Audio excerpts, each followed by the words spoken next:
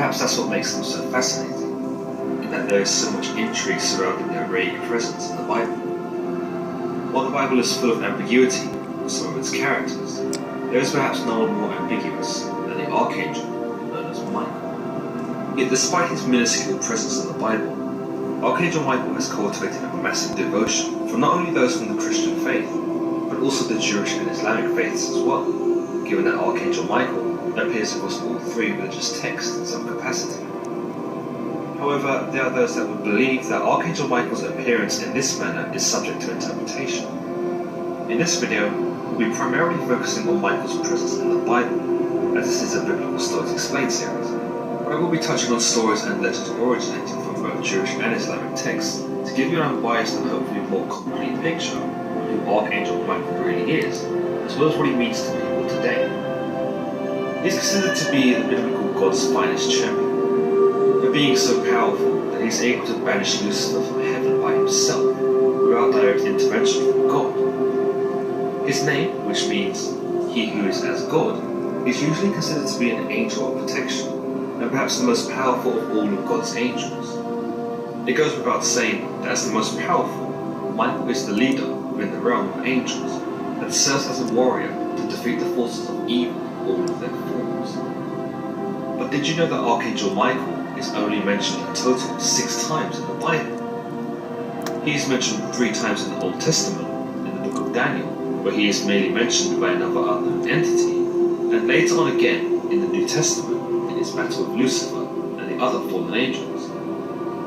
He is also seen in the Epistle of Jude in a debate with Satan, and is again alluded to in the first epistle of the Thessalonians, though he is not explicitly named in this instance. In all of these accounts though, the scripture supporting Archangel Michael is loose at best, and as I mentioned earlier, perhaps this is where the fascination of angels stems from, in that the Bible does not tell us much about this bold and brilliant persona.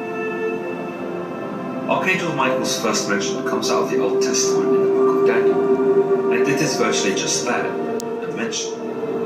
Daniel, something of a prophet for God, prays to his Lord in hopes that he will bring some stability to the turmoil in Israel, and hopes to confess all of the sins of his people. During this prayer, a being makes himself known, and is described in Daniel 10:5-6 as a man dressed in linen, with a belt of fine gold from Upas around his waist. His body was like topaz, his face like lightning, his eyes like flaming torches, his arms and legs like the gleam of burnished bronze, and his voice like the sound of a multitude. While this man is never explicitly identified, it is understood that this being is not mortal, and that he is of a supernatural composition. His presence in Daniel 10:10-20 sees this entity explain to Daniel what will happen to his people, and what lies in Israel's fate in the times coming. What's most interesting about these passages is that the entity, powerful as he appears to be, claims that he has been resisted by the Prince of Persia, and that this has delayed him in reaching Daniel. In Daniel 10:13, he states that the Prince of the Persian kingdom resisted me for 21 days. Then Michael, one of the chief princes, came to help me. While the nature of Michael's help is not detailed beyond this, we can gather that the entity in question is reinforced by Michael, thus on the side of God. The fact that Michael came to help this entity shows us perhaps the basis of which his reputation as a protector stems from. Michael's involvement at all also serves to show Daniel that the entity which has approached him is on God's side, for Michael works only with God's divine intentions in mind. Some have speculated that this entity is actually Archangel Gabriel, another of the suspected archangels in religious scripture, most notably Judaism. But many dispute this idea, as this figure is never addressed as Gabriel in this chapter. Previously, Daniel hears Gabriel's voice in chapter 8:16, when Daniel is having a vision.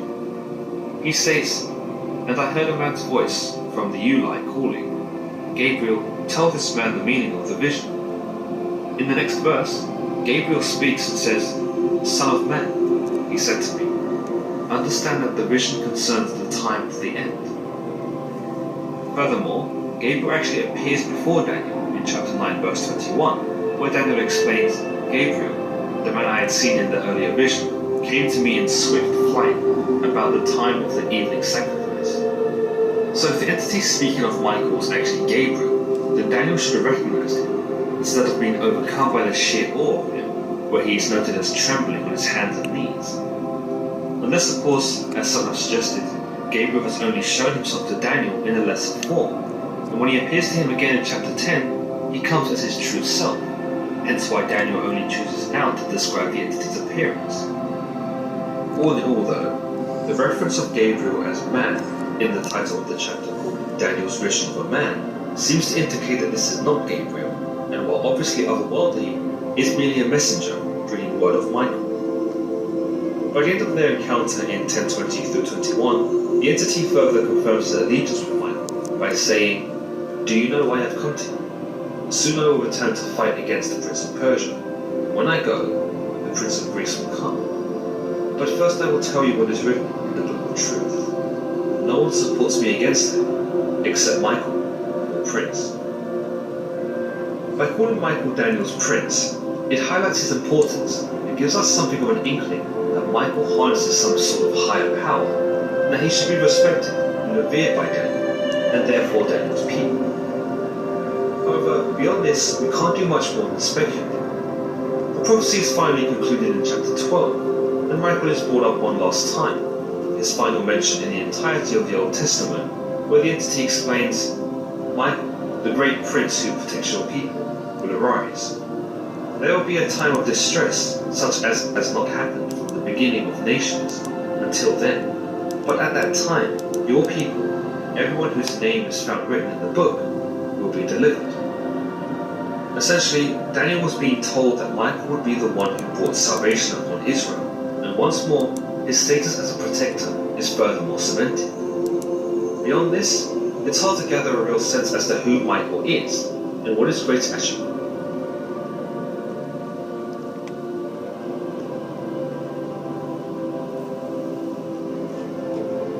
Are. Based on the Old Testament alone, defining Michael as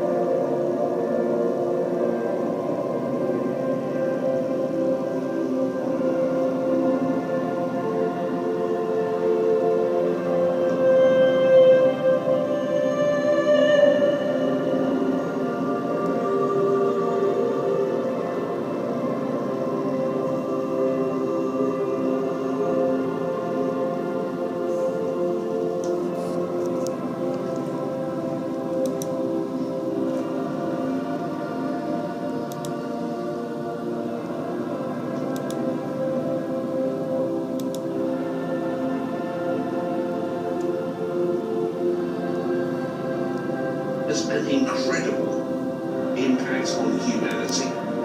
Scientists have always been supremely fascinated by the sun and have always wanted to know more about it. We know how hot it is, we know how large it is too, but we don't have a lot about what makes it tick or why it acts the way it does. I'm sure you can understand why having full knowledge of the sun would be so tricky. It's not like humans can fly really close to it. Anything that gets even millions of miles away is destined to be burnt up. That's why the Parker Solar Probe from NASA is such a big deal. Not only is the probe getting remarkably close to the Sun, but it's also sending back information that is giving us a better idea of how the star works. The Parker Solar Probe is the first man-made object to touch the Sun's outer layer, and the recent findings from the mission seem to have left NASA with more questions than answers. Let's take a look into NASA's Parker Solar Probe and learn why its newest discoveries have left scientists baffled. Doesn't matter if you have 10,000 followers or just a few hundred. On-demand is an amazing way to make money online, whether you're in a YouTube.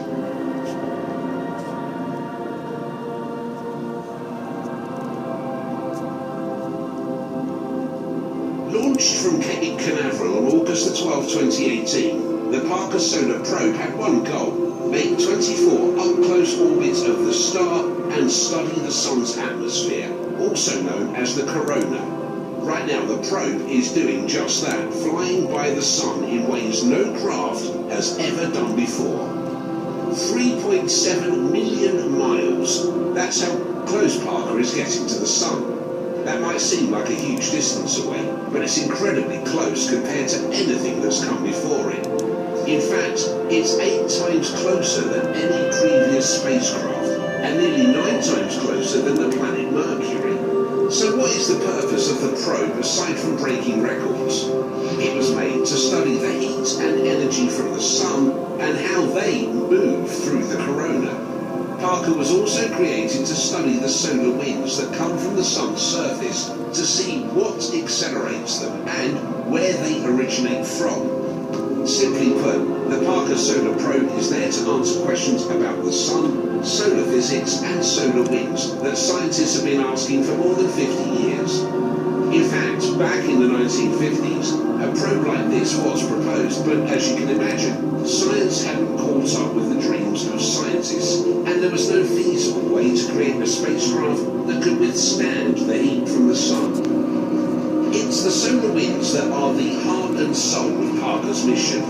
Solar winds are a collection of charged particles that stream from the Sun and flow past Earth at speeds of more than 1 million miles per hour.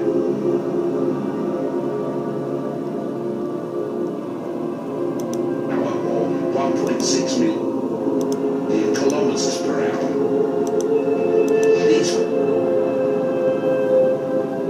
winds can affect our planet's magnetic field and create something known as space weather. Space weather is the energy that courses through space and can impact or even destroy our satellites.